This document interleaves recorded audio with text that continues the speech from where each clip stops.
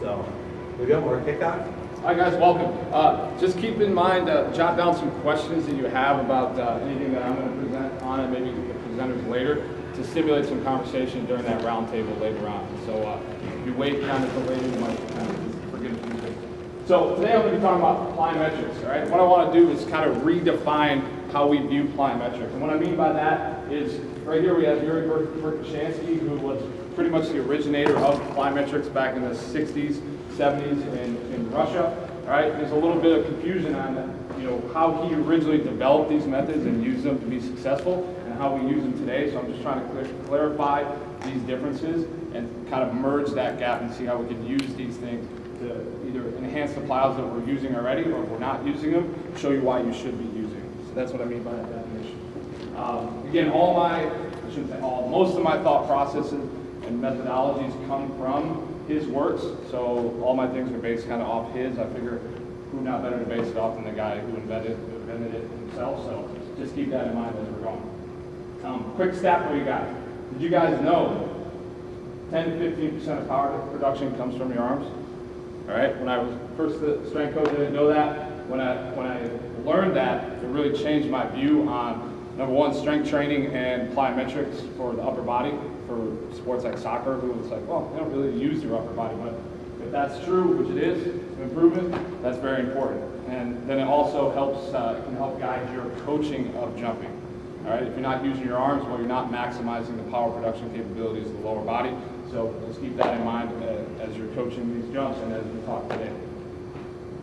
Quick thank you, Frank Wintrick, who you'll hear later, and Kevin Heiberger, unfortunately can't make it. These are two of my early mentors, again, guided me to all this information that I'm able to present you here today, and very influenced me very well. Brady Holt for obviously hiring me here, he's the director here, so I appreciate him. Justin Smith for putting on the event. And then again, all the other coaches before me whose articles I've read, books I've read, things like that, and there's way too many to count. And then obviously all of you guys for being here today.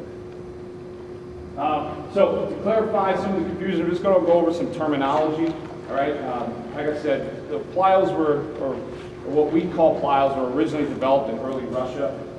They were developed with the intention of using gravity, so say jumping off a box, to cause a shock to the body, to get an involuntary reflex, stretch reflex, things like that you've heard. So an example is F jumping. All right, but today in America and the West, we tend to refer to a lot of things as plyometrics, okay? And they might not necessarily be the originally intended use of the exercise. So an example is box jump. So anything where we're not really using gravity to cause that real big shock to the body is not necessarily plyometrics, okay? Not to say that the jumping things aren't bad, like box jumps, broad jumps, things like that. There's nothing wrong with them. They're great for power development. But just trying to clarify this so as I talk today, you don't get confused.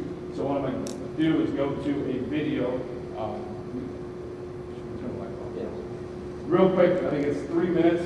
It's an old school Russian video of them doing plyometrics. I love videos like this. So this will show you how they were intended to be used, and then we'll talk about how we use them today and maybe how to kind of merge that gap.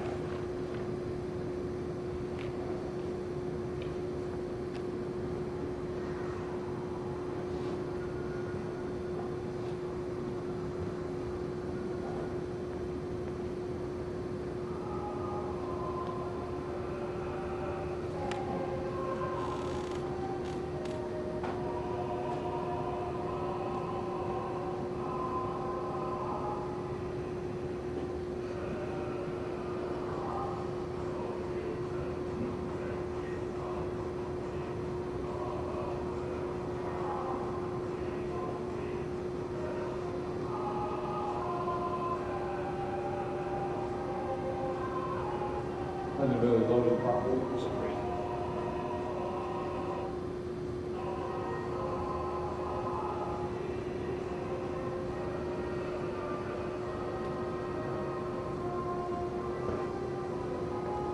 So here it's just showing the competition exercise, and I'm probably going to skip through this a little bit because it looks like it's skipping a little bit, but it'll show you the training techniques that were the way they're originally developed.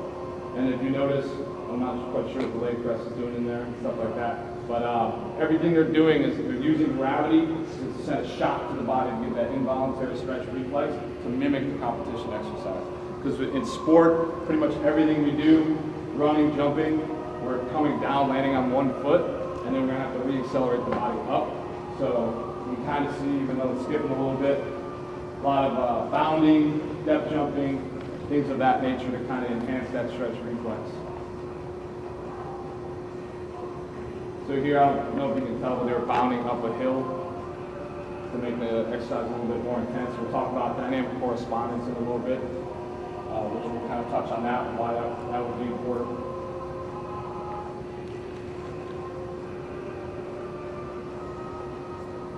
We're going to move on since this isn't quite working. Apologize for that. Maybe last night it worked, so I don't know. Okay. Before you guys leave today, all right, despite all else, a few key concepts that I want you to grasp and that I want to drive home if it's possible. So, number one is I want you to make sure you have a perfect understanding of the key components of power development. All right, everyone's level of knowledge is a little bit different on this. I'm really glad I got to do this presentation because I feel like it kind of re-educated me on different things. So let's hopefully we can learn and understand some of those. All right, give you guys alternatives to Olympic lifting and dynamic effort lifting. A lot of people use these things, but I think you'll see that if you're not using plyos or you're using very little, that you might want to add more after seeing what I have to say today. Make sure we truly understand the difference between jump training and plyometrics, which I will define in a little bit. And then give you guys some ideas that effectively organize and implement these new techniques. Again, keep in mind there's no wrong way, there's only better ways. Okay? Unless you're hurting people, you can't say one program is right, one program's wrong. It's just tools in the toolbox to get a job done, which is make our athletes better. Okay? I think if I go over a little bit about me, not like my background, but my philosophy, it'll help you understand where I'm coming from today. I'm a huge believer in the basics. I believe in keeping things simple and effective, doing them right and doing them well and doing them a lot. I love this quote by Bruce Lee: "I fear not the man who has practiced 10,000 kicks once, but I fear the man who has practiced one kick 10,000 times." Okay, so you might not have a big repertoire, but that guy who's going to throw that kick at you, you better be ready for it because it's going to be good. So I kind of use that. I've used it in my personal life as an athlete myself. I found that it worked. When I did martial arts back when I was young, we had a few instructors. It was always fun when they taught class because we'd be doing roundhouse kicks and helicopter kicks and all this fun stuff. Every once in a while, our head sensei would come in and he'd be like, I'm training you guys today. And we'd be like, oh no. Because we knew we were going to sit there in a horse stance, throwing punches for about 20 minutes straight. If it wasn't good enough, you'd restart it over again. Okay, it was very simple, but I'm telling you, it worked. It was really effective. Saw it work for me. I kind of took the same idea when I became a kicker. Everyone likes to go out and kick 60-yard field goals. It's fun to say you made a kick from midfield, but it's those guys that in the NFL make a living kicking 40 yards and in. So I kind of use that. So I really believe in this. I believe it's true in the weight room, in sport, life itself. You know, in the weight room, if you can't push, pull, deadlift, squat, press, and jump, all right, it's going to be hard to be successful on the field. In your sport, I don't know anyone who's really successful that can't handle the fundamentals of their sport. And then again, in life, if you don't have the little things in order, it's going to be hard to be successful. So I tend to focus on major multi-joint movements. Make sure you can handle your body weight. Once you can handle that, I believe in using straight weight before introducing speed or accommodating resistance. And for jumping, I teach positioning and landings first before I worry about jumping. And we'll talk a little bit more about that later. I left the idea of training age guide me. Marc Hickok has a book called Practical Programming in there. This is where I got this from.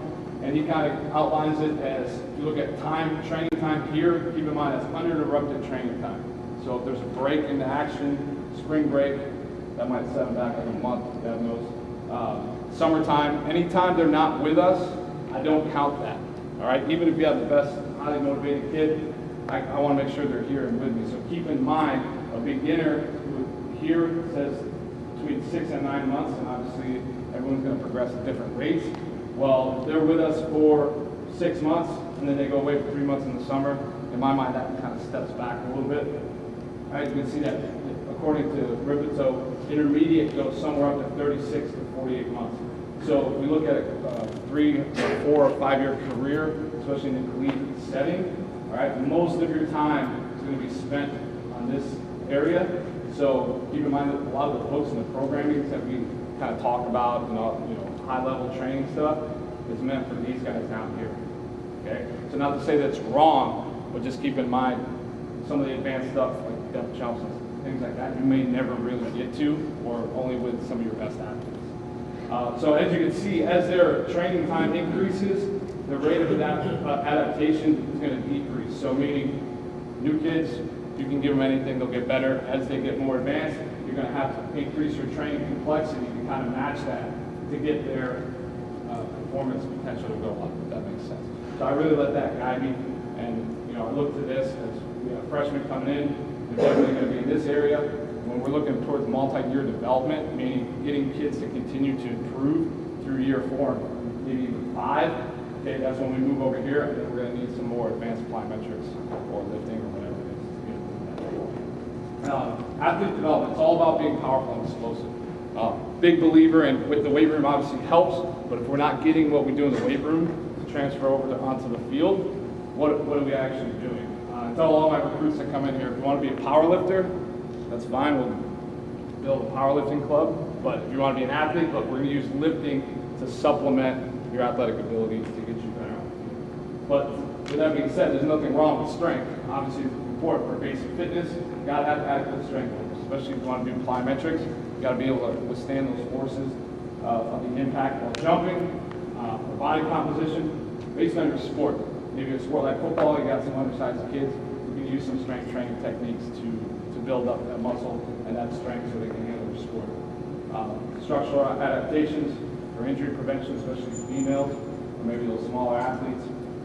And then this one, positive self-image. Look good, feel good, be good. Kids don't feel like they look good, or they don't feel like they're good, they're not going to perform very well. This is kind of a hardcore quote, but I like it. Marc Hickok, stronger people are harder to kill, period.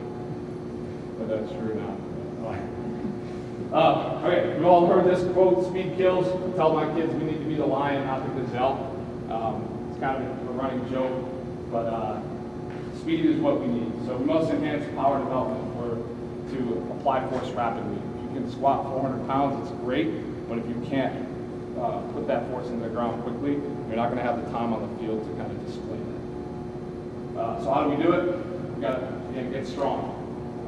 Kids come in, we'll do some plyos, teach them landings, things like that, but our main focus, or I should say my main focus, is getting them strong so they can have a high overall level of force production. But then we have to increase that rate of force production and motor improvement by training fast. So probably your explosive strength or reactive ability, things like this. You can use dynamic effort method, whether it's weight training, you can use Olympic lifting, or even plyos for that. Obviously we're talking about plyos today. Now, I'm not a physicist whatsoever or a mathematician, but want to make sure we got a lot of different levels of knowledge in here. Just go over the basics of what actually is power. All right, power is work divided by time. Okay, and then this part work here, how do we get that? Remember we talked about force. All right, it's important to be able to produce force, which is mass times acceleration. Then we take the resulting force times distance, and that's what we get work. All right, and hopefully you're not as confused as I am right now. But my point is, what do all of these have in common? Anyone know? Okay, speed or time or whatever you want to call it. All right, and I highlighted acceleration, time. The key component is the speed of the movement. All right, so if you can change that one thing, it's going to change all these equations for the better. We've probably all seen the force velocity curve here. Maximum strength is here, so you can see when you have a heavy load, your velocity is going to be lower, and as the velocity of your movement or whatever increases, the force that you're going to be able to produce goes down. I found this on the website, kind of stole that, but it goes into, I just put it in there more for your slides. Hopefully you can read it. It might be kind of small on there, but kind of highlight some of these things. Here on this side, maximal strength, so it's like working against anything like a heavy resistance, and then apparently lifting up a small car, one of the examples. What we're going to be talking about today is more in this region, in the power. So you can see jumping vertically, and it's mostly anything with a higher velocity. All right, it's kind of right in the middle of the spectrum. And then any of your speed training would be in the speed strength category. And then the higher end of things would be like throwing a baseball, something, a light implement, using your arms or legs to punch or kick would be in that maximum speed category. So just keep in mind what we're talking about today is kind of here. Timing is everything. So on the field of play, you only have a certain amount of time to display the force that you're able to produce. Okay, I got a couple examples here. In ground contact times, they're sprinting. The best, the best runners, 100-meter sprinters, only have about 0.1. Some other guys have about 0.2 seconds to display that force. That's the amount of time their foot's in contact with the ground. And then during sport and jumping, I looked up a few studies, it shows about anywhere from 0.4 to 0.5 seconds. Okay, and I guess that would depend on what kind of jump it is. So then we got to look to training and say, all right, well, are we training our athletes adequately to meet those time demands?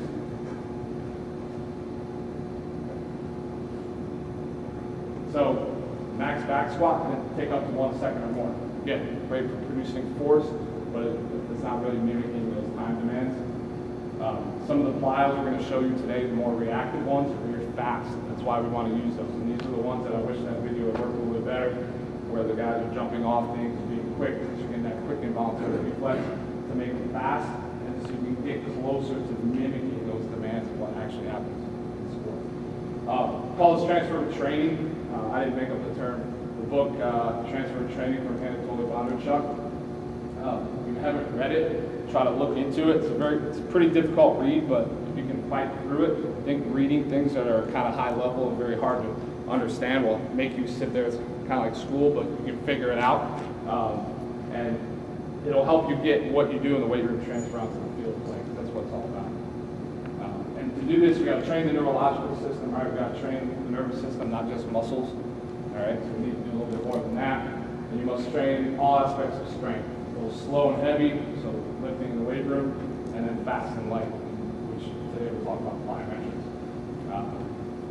And again, just keep in mind, plyos are superior to traditional strength training when it comes to increasing the neural component of strength.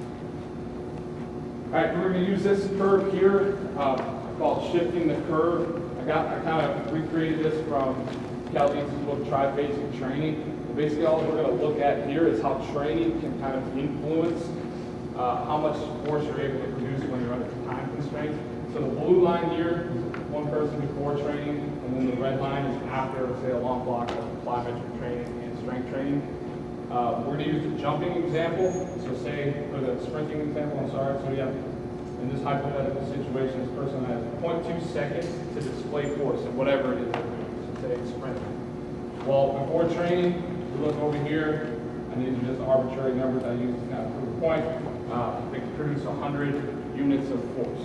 Okay. Well, after training, your strength training, not only have they increased their total force capacity to produce force in training, so it's higher, but by doing plyometric training or lifting, whatever you choose, all right, that slope is a little bit higher. So you can see under these same time constraints, bring it over, they can produce 140 units of force. That makes sense. And again, these numbers are just trying to prove a point, but in the end, that's what I call shifting the curve. So how much time can you produce, or how much force can you produce with limited time? We've got to make sure our training reflects that. And remember, it's sporting result, not necessarily weight room numbers that should be the goal. You got to convey this to the athletes and coaches. It's probably the hardest part that I find in my job is because coaches and athletes want to see their weight room numbers go up, which I do too, but at some point they get to a certain level and we need to shift that curve so that, in my mind, I know what they're doing here is getting transferred on. Has anyone read Triphasic Training or heard of it? Okay, if you haven't, it's by Cal Dietz. It's a very good example of how in training, how and why we need to do this type of training. All athletic movements are triphasic, meaning there's an eccentric. So when you're running, your foot strikes the ground. There's a hopefully very brief, mine's probably kind of long, slow isometric phase, and then a concentric phase. So to become more athletic, we need to train the B. And when he talks about being the B, luckily he had a lot of money, he was able to have force plates. This is an example of, I believe this guy was like, the blue line was an All-American shot putter, and the red red line guy was pretty good, but he just wasn't as good as the other guy. But they were the same height, same weight. I believe they had the same numbers in the weight room, bench press numbers, squat numbers, things like that. So he used this force plate and did an experiment where he took 50% of their max, I believe it was on bench, and I think they had bands on it, told them to lower it down, stop it right on their chest so don't bounce it, and return it up as fast as they can. And this is what they came up with. And what you can see is the lesser qualified shot putter, his time to bring the bar down, he'll go a little bit slower, all right? And then his time in the isometric phase, almost kind of rounded, took a while for him to be able to stop that, and then he didn't accelerate as fast as the other guys. So if we look at the shape of the V here of the really qualified athlete, he can bring that bar down super fast, stop on a dime, throw it up. So basically what he's doing is he's able to harness that kinetic energy from the bar and from the eccentric, stop it on a dime and use it more effectively. Okay, so that's where an example of in the weight room, hey, these guys are studs, they look exactly the same, but this is the difference. So this is what we have to train. So eccentric and isometric are the key. You got to be able to decelerate. If you're running this way, the ball goes that way, first person to be able to stop or slow down, stop, change direction is going to win the race back to that ball. So we got to really focus on the eccentric and isometrics, and that's what I try to do with plyos, and I think that's what makes them very effective. And again, remember, the best athletes can do this very fast. So with all this, where do we begin? Start with what we call needs analysis. So what do the sport's major movements look like? An example is most of the forces or movements vertical, horizontal, or lateral. So a sport like basketball, big vertical component. So when it comes to programming, you might want to incorporate things once you get more specific towards the season with a vertical component. Sports, maybe like soccer, even though you do some headers from time to time, or hockey, is not a big vertical component, it's more horizontal. All right, maybe we should focus more on things like broad jumps, things like that. And then also hockey being a very lateral sport, and maybe even lacrosse is one where I would program a little bit more of the lateral component there. So that's what we call needs analysis. Part of that is what we call dynamic correspondence. All right, it's the training exercises intended for a specific sport should be chosen to enhance the required sport, motor qualities, and movement patterns of that sport. All right, there's a couple criteria here. Basically what we're trying to do is mimic as closely we can a few things to the sport, okay? Amplitude and direction of the movement. Really all that means is the range of motion. A really good example of this is people, you guys familiar with the four-way hip machine? You got the little pad there, and you bring your knee up, and it's got the selectorized weight stack. All right, back in the day, a lot of people tried to use that to kind of mimic the front side mechanics of sprinting. Okay, and it's great, there is probably some transfer there, but if we want to be more specific, we look at running, well, the thigh is actually coming from an angle, I think it's like 210 degrees from behind the body.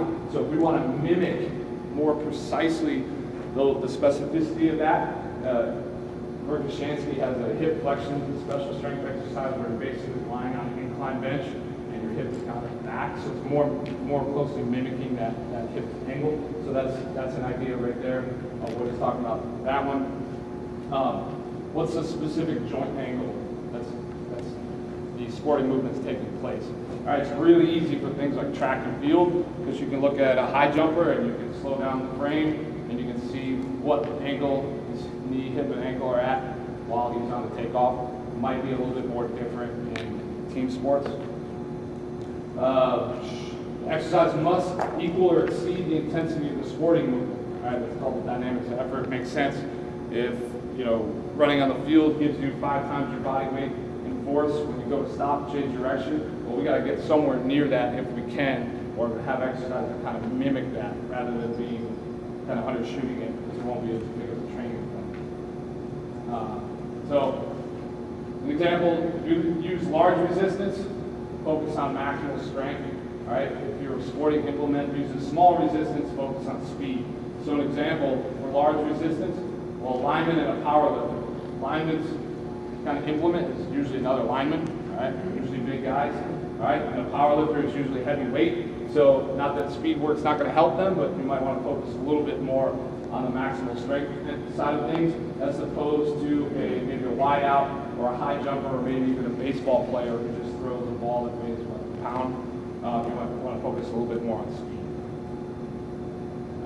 And then we talked already, time constraints. Exercise must mimic, if you want to get towards that specificity end of things, mimic the time constraints. So just look at the sport. So what's the answer to all this? Train with plyos in addition to other strength training methods. Mel Siff wrote this in Super Training. All training is primarily neuromuscular, training based entirely on variables such as exercise choice, load, sets, and reps is highly inadequate for producing sport-specific results. So just giving kids a here, go do 5 sets of 10 on the bench press, or this, that, the other thing, probably not what we, it's a starting point, but we got to be a little bit more specific than that. So my advice, cover all your bases. Train heavy, get some maximal strength, get some structural adaptations to prevent injury. Train fast, all right, and this is the key. A larger maximum force can be produced during fast motions due to this equation, okay?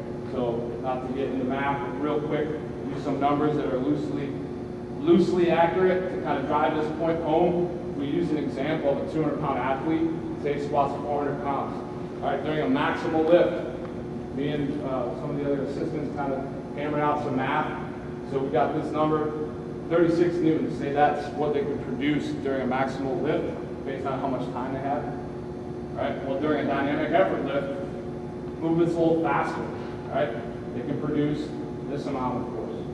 All right, and then if we go to the real high end of things, a really, really reactive plyo, such as a depth jump or something like that, we can produce that much more force. Does that make sense for you guys? And again, I'm sure some will blow the math out of the water, but it's the idea that I want to try to drive home is that, look, to really challenge the body and be more reactive, more explosive, plyos is the way to go. Team sports, running is the main component. And this is from Verkashansky's special strength training manual. It says jumping exercise ensure an increase in the power output of takeoff force efforts and consequently increase the running stride length and facilitates speed increase in the starting acceleration. So I think that's a good sum up of why plyos are going to help any team sport athlete. Again, movements are a lot different depending on the sport, but if we can enhance running and jumping, that's going to help a lot. Okay, how many people are familiar with stretch reflex? Probably most everyone. Really quickly to go over it again, it's very similar. You go on, the doctor puts your knee with a little hammer. What happens is the brain, your spinal cord sends a message back to the muscles in your leg. So when you hit that, there's a deformation of little, say, receptors there that want to protect the muscle from changing in length. So it'll tell your quads to contract. But then at the same time, it's got to tell the hamstrings to relax. So it tells the agonistic muscle to contract, the other one to relax to be more efficient. Another example here is if you step on a tack. So tack's on the ground, step on the tack, it's going to send a very fast signal. Remember, it doesn't have to go to your brain, it goes to your spinal cord and back to tell your hamstring to contract and then to inhibit that quad so that they're not opposing each other and you kind of just stay on the tack and keep getting hurt, if that makes sense. So the same idea is what we're trying to exploit during stretch shortening cycle during landings. So we look, guys, say we're jumping off the box here, the structures in the tissues and the muscles and ligaments and tendons will absorb energy like a spring, use it to elicit a more powerful push-on if it's fast. All right, it can be trained, and we got to train it often. And this is again what separates really high-level athletes from everybody else. So what happens when we really enhance it? All right, training enhances the intramuscular motor unit recruitment synchronization, gives you greater elastic storage and a faster rate of contraction. And again, I won't go into this, I'm just kind of highlighting this because I want to get to this one. The body will reinforce tendons and other connective tissues so that you can handle more advanced training. And the big one is this one, inhibition of a natural protective reflex arc. So to kind of go over this, I'll use an example, but this is the one that when I heard this, I didn't really know this to begin with, and we've probably all seen it, and I'll give you an example of that in a second. But every tendon has a mechanical limit of stress that it can handle before it kind of gives this protective mechanism and sends a signal to not allow you to produce any more force, if that makes sense. Because at some point, tendon will rupture.